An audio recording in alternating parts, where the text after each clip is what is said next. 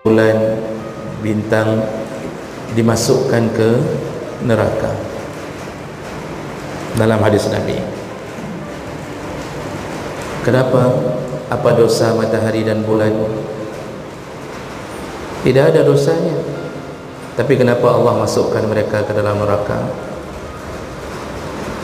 Allah masukkan mereka ke neraka bukan karena dosa matahari dan bulan, tapi karena Allah ingin menampakkan kepada para penyembah matahari, kepada para penyembah bulan,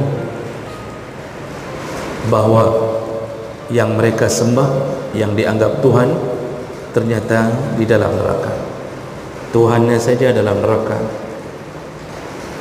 Maka disitulah mereka terpukul, terkejut, tertipu bahwa mereka menyembah Tuhan yang ternyata dimasukkan ke neraka.